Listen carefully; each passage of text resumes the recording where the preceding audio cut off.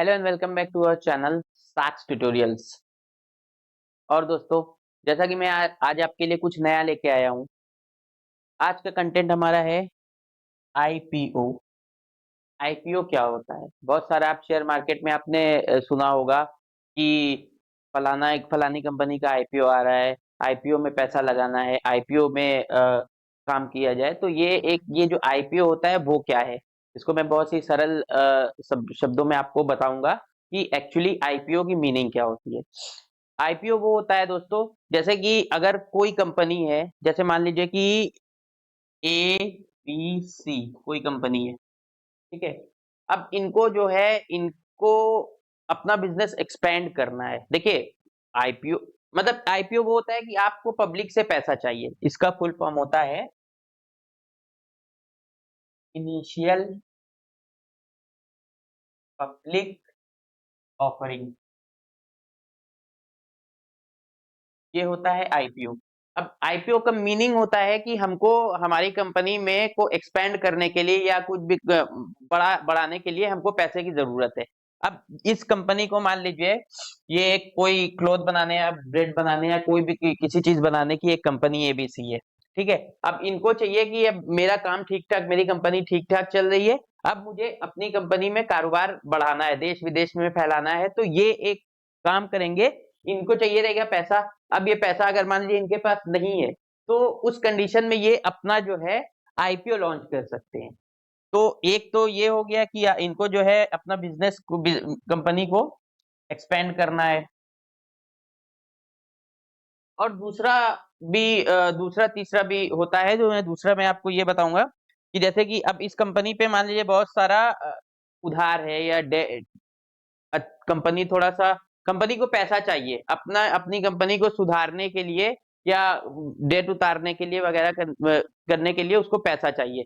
तो उस कंडीशन में भी कंपनी आईपीओ लॉन्च करती है। और भी बहुत सारे रीजन होते हैं, ये मेन जो रीजन होते हैं जिसके मोस्टली कंपनियां जो है अपना आईपीओ लॉन्च करती है। या एक होता है कंपनी को अपना बिजनेस एक्सपेंड करना है, बड़ा करना है, बिजनेस बढ़ाना है, उसके लिए आईपीओ लॉन्च होता है। उसके बाद अगर कंपनी के ऊपर कोई डेट वगैरह होता है,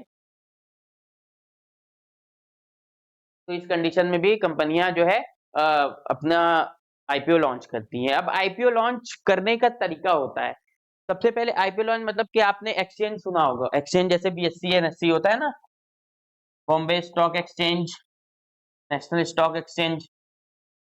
इसमें लिस्ट कराने के लिए जो प्रोसीजर होता है, उस प्रोसीजर वो आईपीओ के थ्रू आता है। मतलब हम अब अगर अपनी अपनी कंपनी को अगर हम अपनी कंपनी को मार्केट में लिस्ट कराना चाह रहे हैं कि मेरी कंपनी भी जो है एंजल वन ऐप पे या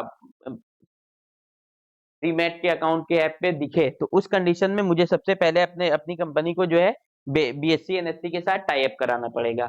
और वो कंपनियां देखिए, मान लीजिए ये एबीसी कंपनी है, एबीसी प्राइवेट लिमिटेड है, तो ये अपने आप को जो है बीएससी एनएससी पे लिस्ट नहीं करा सकती। क्यों नहीं करा सकती? क्योंकि ये प्राइवेट लिमिटेड है। लिस्ट कराने के लिए इस कंपनी को पब्लिक लिमिटेड होना पड़ेगा। कुछ प्रोसीजर्स होते हैं जिनको फॉलो करके प्राइवेट लिमिटेड कंपनी जो है पब्लिक लिमिटेड कंपनी बन जाती है। उसके बाद ये अपना एक्सचेंज पे लिस्ट करा सकते हैं। उनके जो भी रेगुलेशंस होते हैं, रूल्स होते हैं, उनको फॉलो करके कंपनी को जो है एक्सचेंज पे लिस्ट करा देते हैं। उसके बाद क्या होता है, अब मान लीजिए इनका जो है लिस्ट हो गया। अब मान लीजिए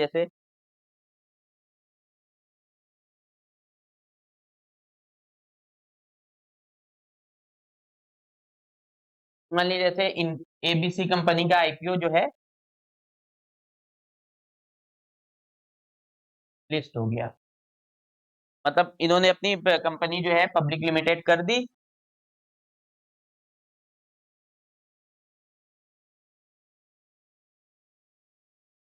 अब इसके बाद सारे प्रोसीजर के बाद इनका जो है आईपीओ आने वाला है। तो आईपीओ ये लोग क्या करेंगे, ये जो आईपीओ मतलब जो जब बीएससी के पास लिस्ट कराने जाएंगे, उससे पहले या एनएससी, तो ये तो आपको समझ में आ गया कि आईपीओ जो होता है वो एक कंपनी होती है। अपनी कोई भी अपनी कंपनी को लिस्ट कराना है एक्सचेंज में, तो वो आईपीओ के थ्रू कराएगा। ये नॉर्मल सीधे सिंपल वर्ड में है कि आईपीओ वही होता है, अगर कोई भी कंपनी है, अगर वो प्राइवेट लिमिटेड है तो उसको पब्लिक लिमिटेड होना पड़ेगा, और पब्लिक लिमिटेड होने के बाद जो है उसको अपना इसमें एनएससी बीएससी मार्केट में लिस्ट होने के लिए जो है उसको जो है लिस्ट होना पड़ेगा। उसके बाद वो एलिजिबल होगी पब्लिक से फंड लेने के लिए, पब्लिक से पैसा वो फिर कंपनी ले सकती है। अब आप कहेंगे कि पब्लिक कंपनी को मतलब पब्लिक हम आप हो गए या पब्लिक हो गई, तो अब ये कंपनी एबीसी कंपनी को पैसा क्यों दे? तो इसके बदले में एबीसी कंपनी जो है ये शेयर देगी। मान लीजिए अब हमने कंपनी को जो है लिस्ट करा दिया, ठीक है, अब कंपनी एलिजिबल हो गई कि अब जो है हम मेरा भी बीएससी के एनएससी पे लिस्ट हो गई मेरी कंपनी। अब उसके बाद जो है पब्लिक से पैसा आना स्टार्ट हो गया, तो वो वहां पे क्या होता है, वहां पे उसके बदले में हम उसको पब्लिक को शेयर देंगे। मान मान लीजिए, और कैसे देंगे, जैसे कि अब बहुत सारा आपने सुना रहेगा कि आईपीओ आता है, आईपीओ लॉन्च होता है, तो उसकी जो है इशू प्राइस होती है।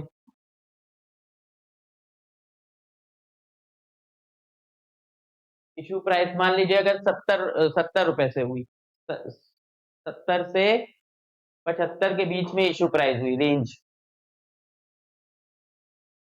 मान लीजिए अगर किसी कंपनी का आईपीओ आने वाला है एक हफ्ते के बाद, जिस एक हफ्ते के बाद आने वाला है, तो उसकी जो है मार्केट की वो सारा उसमें होता है। आप उस पे गूगल पे जाओगे और आईपीओ कौन कौन सी कंपनी का आईपीओ आने वाला है उसमें सारा सब दिखा देगा, तो उसमें इशू प्राइस भी होती है। अब एक अगर आप सोचोगे कि अब मैं आईपीओ में एक शेयर लेना चाहूँ कंपनी का, तो आप नहीं ले सकते हो।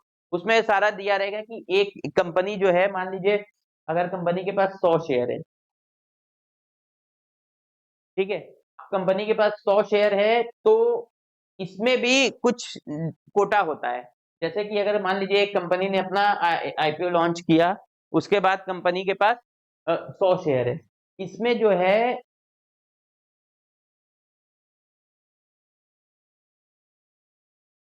नॉन इन्वेस्टर इन्वेस्टमेंट, ये हो गए, फिर हो गया रिटेलर।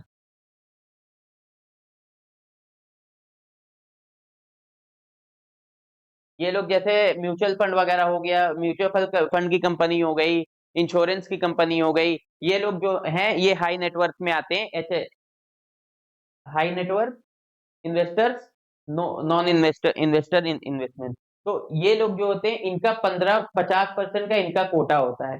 मतलब 100, अगर कंपनी के पास 100 शेयर है, तो 50, इसमें से 50 शेयर इन लोग के रहता है, ठीक है। और उसके बाद जो है आपको जो है 15% शेयर जो है इसका इंस्टीट्यूशंस को मिलता है।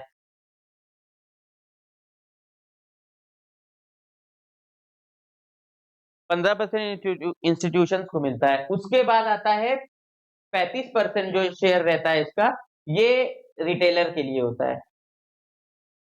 रिटेलर जैसे छोटे मतलब रिटेलर वो होते हैं जो 2 लाख से लेस होते हैं, जिनकी इनकम 2 लाख से लेस होती है, वो रिटेलर होते हैं, तो उनके लिए 35% का कोटा होता है।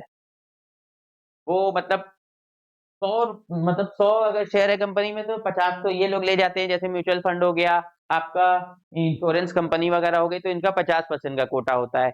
बाकी 15, बाकी जो परसेंट है 15% ये लोग ले जाते हैं। एनएचआई जो हाई नेटवर्क मतलब जिनकी 2 लाख से ऊपर की मतलब कमाई है, वो लोग ले जाते हैं। और बाकी जो रिटेलर्स होते हैं उनको सिर्फ 35% मिलता है। तो उसमें भी जो है, अब मान लीजिए एक आईपीओ लॉन्च हो गया, अब मान लीजिए आपने आईपीओ ये आपने 14,000 रुपया मिनिमम होता है, क्योंकि कोई भी आईपीओ अगर आप लेने जाएंगे, आईपीओ अगर आप बाई करेंगे, तो 14,000 रुपए का रिटेलर की मैं बात कर रहा हूँ। एक लॉट में कुछ ऐसा ही शेयर, जितना भी शेयर मान लीजिए 140 शेयर अगर होगा, तो 14,000 रुपए के अकॉर्डिंगली आपको आपको जो है एक लॉट मिलेगा। ठीक है, आप उसके बाद लॉट बढ़ा सकते हो, 2 लॉट ले सकते हो, 3 लॉट ले सकते हो, वो आपके ऊपर है। तो ये आप 1 लॉट ले लिया, अब यहाँ पे अभी तक यहाँ पे आपने समझा कि आईपीओ क्या होता है, आईपीओ को कौन लेता है, कौन-कौन ले सकता है और कितने कितने सबके परसेंटेज होते हैं। उसके बाद मैं अब बताऊँगा कि अब आईपीओ आपको मतलब मान लीजिए आपने आईपीओ खरीद लिया, बाय कर लिया, ठीक है? आप रिटेलर हो, आपने 1 लॉट बाय कर लिया। उस ₹100 के हिसाब से आपने 1 लॉट बाय कर लिया। मतलब 14,000 140 का लॉट हुआ। 14,000 में आपने जो है 1 लॉट बाय कर लिया। अब जिस दिन आपने बाय किया तो ये भी होता है इसमें कि पता नहीं आपको अलॉट होगा कि भी नहीं। मान लीजिए आपने बाय कर लिया तो आपके डीमैट से जो है कट जाएगा, तुरंत जो है आपका वो हो जाएगा। इसका मतलब ये नहीं होता कि आपको अलॉटमेंट मिल गई। अलॉटमेंट मिलने के 3 से 4 दिन में आपको पता चल जाएगा। अगर आपकी अलॉटमेंट मिल गई रहेगी तो आपके में शेयर दिखेगा वो उसका, अगर नहीं मिलेगा तो आपका ये जो ₹14,000 कटेगा डीमैट से, वो वापस उसमें रिफंड हो जाएगा। तो इस कंडीशन में आपको ये पता चलेगा कि आपको जो है अलॉटमेंट मिली है या नहीं मिली है, ठीक है? उसके बाद जिस दिन इसका कुछ 4 से 5 दिन का टाइमिंग होता है, उसके बीच में आप लास्ट 3 डेज़ जो है बहुत इम्पोर्टेंट होता है। जैसे कि आईपीओ की डेट आ गई है, आईपीओ आ गया है, अब उसमें लास्ट 3 तीसरे दिन लोग ज़्यादा बाय करते हैं। तो अब बाय किया उसके 10 दिन लगता है लिस्ट होने में। तो मान लीजिए अगर आपका और हमेशा ₹100 का अगर वो है, तो जब लिस्ट होता है कंपनी में जब बीएसई पे लिस्ट होता है ये बीएसई या एनएसई जिस पे भी लिस्ट होता है ये, तो ये 100 नहीं रहेगा। हो सकता हो ये 500 से लिस्ट हो सकता हो 300 से लिस्ट हो सकता हो 200 से लिस्ट हो, 100 नहीं रहेगा। या हो सकता हो ये ₹70 से लिस्ट हो, ये भी होता है। तो आईपीओ उन्हीं कंपनी का लेना चाहिए जो अच्छी कंपनी हो, जो जिसका मतलब जो है बैकग्राउंड अच्छा हो। कंपनी आप जाके चेक कर सकते हो कि इस कंपनी का बैकग्राउंड अच्छा है, सब कुछ अभी आईपीओ आने वाला है, तो उसमें बारीकियां आपको इंटरनेट पे आराम से मिल जाएगी। उसके अकॉर्डिंगली आप देख सकते हो कि आपको किस कंपनी का आईपीओ लेना है। उसी आईपीओ अब आईपीओ लेने का मैंने आपको तरीका बता दिया कैसे क्या होता है। जो भी प्राइस इश्यूज का खुले उस प्राइस पे आप लास्ट के तीसरे दिन जो है आप आईपीओ उसको बाय कर सकते हो। बाय करने के बाद जो है आपको जिस दिन वो लिस्ट होगा मैं बस देखिए, होता तो कोई भी कंपनी अगर ₹100 का शेयर है, अगर उसको जो है वो लिस्ट करेगा तो वो मैक्सिमम चांस यही होता है कि वो प्राइस को बढ़ा के ही जो है मतलब ₹100 का 200 पे खुल सकता है, लिस्ट हो सकता है, 300 पे लिस्ट हो सकता है, वो कंपनी के ऊपर है। बहुत रेयर केस में होता है कि नीचे आ जाता है, बहुत रेयर केस में होता है। बस इम्पोर्टेंट ये है कि अलॉटमेंट आपको मिल रहा है कि नहीं मिल रहा है। ये this is the more important thing कि अलॉटमेंट आईपीओ का जो अलॉटमेंट होता है वो आपको मिल रहा है कि नहीं मिल रहा है। वो आपको मिल गया इसका मतलब जो है आपका जो है उसमें प्रॉफिट होना ही होना है। तो दोस्तों ये थी आईपीओ को मैंने एकदम बिल्कुल सरल वर्डों में बताया है जैसे कि एक 6th स्टैंडर्ड का बच्चा भी उसको समझ में आ जाए कि आईपीओ होता क्या है, ठीक है? और इसके आज आप लोग ने आईपीओ जाना, इसके बाद मैं नेक्स्ट वीडियो लेके आऊँगा और भी अच्छी कंटेंट रहेगा, लेकिन उसके पहले आपको मेरे लिंक इसको वीडियो को लिंक कीजिए, शेयर कीजिए एंड कमेंट बॉक्स में अगर कोई गलती हुई हो तो कमेंट बॉक्स में आप उसको ज़रूर बताइए ताकि मैं थोड़ा-सा अच्छे से एक्सप्लेन कर दूँ, ओके? Thank you.